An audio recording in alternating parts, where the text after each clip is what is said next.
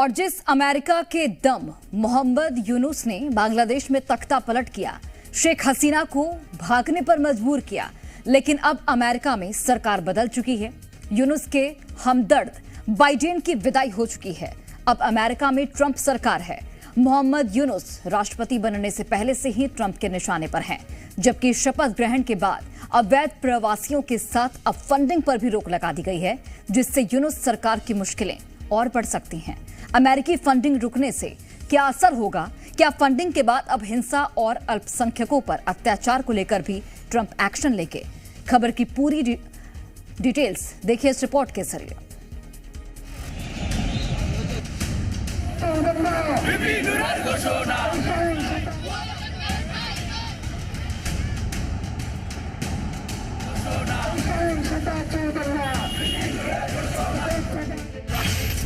बांग्लादेश पर चला ट्रंप का हंटर।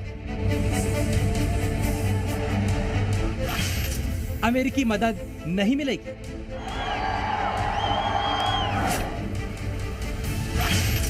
यूनुस सरकार क्या करेगी?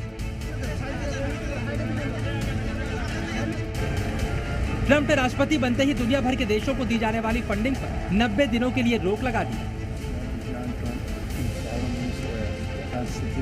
इस पाबंदी से सिर्फ इजराइल और मिस्र को बाहर रखा गया, जबकि अमेरिका में बांग्लादेशी अवैध प्रवासियों को अरेस्ट करने के बाद अब बांग्लादेश की अंतरिम सरकार को दी जाने वाली फंडिंग पर भी रोक लगा दी गई।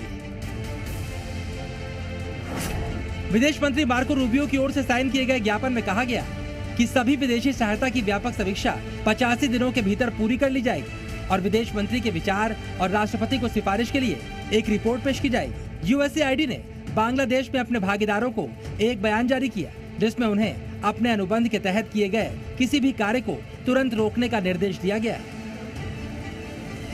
फंडिंग रोकने का फैसला यूनुस सरकार के लिए काफी गंभीर हो सकता है, क्योंकि बांग्लादेश की इकोनॉमी काफी मुश्किल दौर से गुजर रही है। ऐसे में अमेरिकी मदद बांग्लादेश के लिए काफी अहम है, क्योंकि 2017 से अब तक अमेरिका ने बांग्लादेश को 2.4 अरब डॉलर की सहायता दी है। इसमें से 2 अरब डॉलर तो रोहिंग्या संकट से निपटने के लिए दिए गए। अमेरिका ने पहले 49 करोड़ डॉलर और फिर 55 करोड़ डॉलर अपनी एजेंसियों के माध्यम से बांग्लादेश को दिए।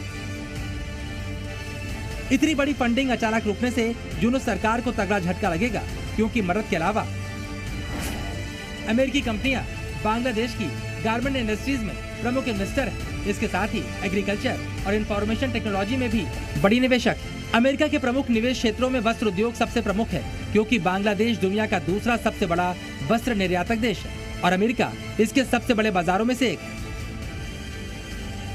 दरअसल शेख हसीना के तख्तापलट के बाद बांग्लादेश की आर्थिक स्थिति चरमरा गई है। ऐसी स्थिति में मोहम्मद यूनुस का देश चलाना और अमेरिका के प्रतिबंधों को झेलना काफी मुश्किल हो जाएगा,